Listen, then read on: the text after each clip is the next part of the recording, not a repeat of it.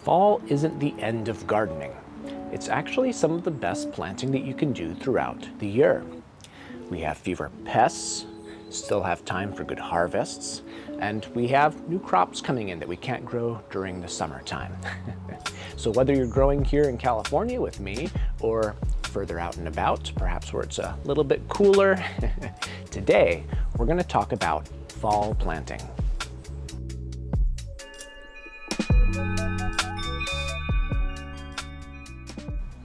First things first, I've got 3 reasons why fall is such a great time for planting. First and foremost, we don't have those blazing hot 100-degree days anymore. Well, at least we're not supposed to. I guess we'll see what happens here in California, but for the rest of you, at least, we shouldn't be getting any more blazing hot 100-degree days. However, the soil is still warm. Because the soil is still warm, roots grow quickly and it helps plants to establish before winter time. So if you're planning on growing any winter crops or even some spring crops here in California, good idea to get them started right around now here in the fall. And third, as the weather cools down, pests like aphids and caterpillars and beetles are actually starting to slow down their life processes, and so we don't have quite as much to worry about. What you plant is going to depend on where you live, your local climate, microclimate, all that. You know all that. We talked about that last week, right? But during the fall, there are 4 main categories of crops that I like to look at and plant. First is leafy greens. Think things like arugula and spinach, kale, Swiss chard. Did I mention lettuce? I don't think I mentioned lettuce yet. These all thrive in cool weather and taste even sweeter after they've had a little bit of a chill. Now next we have our brassicas. Think things that are related to broccoli. Actually, did you know that broccoli and kale and cauliflower, these are all plants that are related to each other. Even our little Brussels sprouts are also related. Brassicas take a little while to get going, but fall is the right time to start them. Next, we have our root crops. Think things like carrots and beets, turnips, radishes. You know, radishes are actually one of my favorites, especially to grow with kids. They grow so fast that you can harvest them in some cases in less than a month. And the last category that I want to cover is alliums. This includes such vegetables as our onions, garlic, shallots, so on and so forth. If you plant them now, you'll have nice, juicy bulbs to harvest come summertime. Now don't feel like you have to plant everything all at once. And of course, you don't have to plant all of these vegetables. Plant your favorites. Which ones do you like to eat? Leave a comment down below and let me know. Next, a couple of notes on soil preparation for the fall.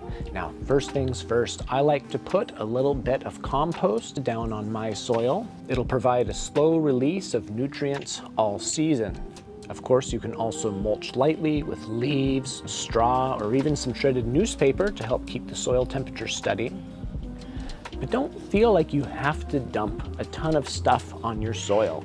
Whether it's compost, whether it's mulch, whether it's any kind of fertilizer, remember that you can take a look at your soil, see how it's doing. As a matter of fact, you can get your plants started and see how they do for the first couple of weeks, and then adjust according to what you witness. It's never too late to add more to the soil. If you haven't tested your soil pH in a while, when you're between plantings, this is a good time to do a quick test. For a lot of our brassicas, like broccoli and cabbage, a pH between 6.5 and 7 is usually optimum. But don't worry, as long as you're within that safe range, you're good to go. Next, I want to talk a little bit about timing for your planting and also succession planting. Now, here in California, we really don't have to worry about frost. I'm sorry to the rest of you and the rest of the world. But if you're in a colder climate, frost is a real factor. To figure out your planting window, look up your average first frost date, Then count backwards based on the days to maturity for whatever crop you're growing. For example, if your carrots take 70 days, you'll want them in the ground at least 70 days before the average first frost date. And of course, if frost comes really early where you live and you have a very, very narrow planting season, you could plant crops that don't take very much time to mature. Think like our fast maturing radishes, though I guess you can't eat nothing but radishes. Or can you? I don't know. If you have the time, you can do succession planting. So every couple of weeks, could be every week or every other week, every third week, you can do another planting of vegetables. This way you have a steady succession of vegetables ready for you throughout the cool season or into the warm season. Now, what about extending your season? Here in California, we don't do too much of this, but there are several different ways that you can extend the season where you live. First up, you can use row covers to keep the frost off of your plants and add a couple of degrees of protection. You could also use cold frames or low tunnels. These can make your garden actually feel like the next climate zone south. Even flipping a clear plastic tote over some lettuce can act like a mini greenhouse in a pinch. Sounds a little silly, I know, but hey, you know, if you want to keep your greens from freezing during the cool nights, it works. These little techniques can help you get another month or maybe even 2 months out of your food. And if you're thinking about doing some companion planting this season, a couple of little tips for you. Broccoli and carrots pair well together, as do spinach and radishes. Spinach and radishes grow well together as well. Just make sure that you don't crowd too many brassicas together in the same spot.